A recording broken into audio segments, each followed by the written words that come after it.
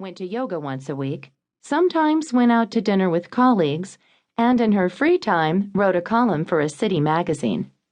Everything was planned, organized, and above all, peaceful. Although sometimes it was admittedly a little dull too. But she didn't really mind that. She wasn't keen on surprises. Her brother Georg said she was a control freak, and he was right. She liked to keep her life in order. She'd had enough experience of having to dance to someone else's tune. Today was her 44th birthday. By now, she knew what she didn't want. The doorbell rang, interrupting her thoughts. At the very same moment, the door was flung open, and Dorothea called her name. They had been close friends for years and now lived in apartments opposite one another. Each of them had the key to the others. Ringing the bell before coming in was an unwritten agreement, a sign of respect for each other's private space, no more than that. Recently, however, the time span between ringing and coming in had become so brief that Christine wouldn't have had time to hide away anything private. Whatever that might have been. "I'm almost ready, Dorothea. Pour yourself a glass of champagne while you wait. It's in the fridge." Christine applied her lipstick, then put it in her purse. Dorothea was standing in the hallway in her coat and looking at her expectantly. She'd already wished her a happy birthday when they'd had a quick coffee together here earlier that morning. A table was booked for 10 people at the Italian restaurant around the corner in half an hour's time. Christine's brother and sister, a few colleagues and friends, the usual crowd.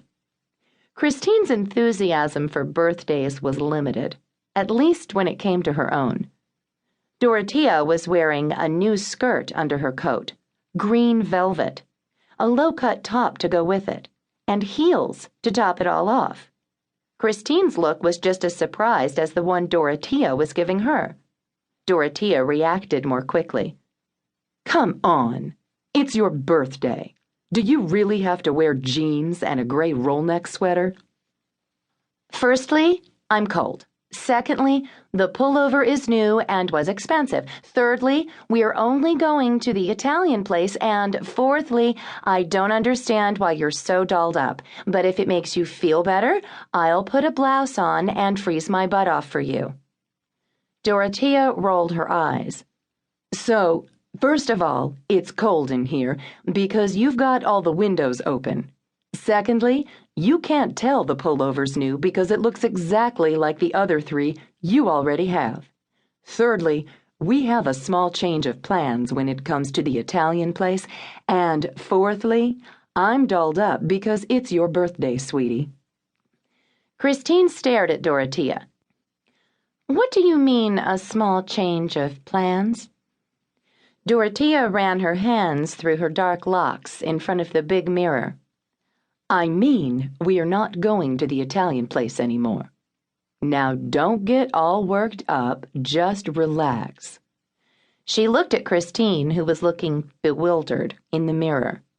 There was a good chance she would get worked up, and she did. "Have you gone mad? I've booked the table, pre-ordered the food. Everyone will be there at 8, and you want me to just blow that all off? Are you crazy?" Dorothea looked at herself in the mirror, calm as a cucumber, and wiped a little smudge of mascara away from the corner of her eye. "It's fine," she said. "I canceled the reservation already and planned something even better. So put something chic on and let's get going. I'm driving." Christine was lost for words.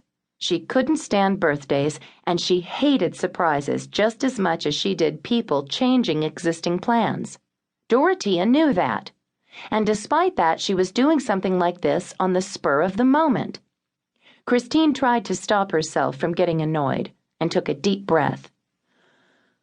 "Okay, fine. I'll go and put a blouse on. But you know, I find this kind of thing silly."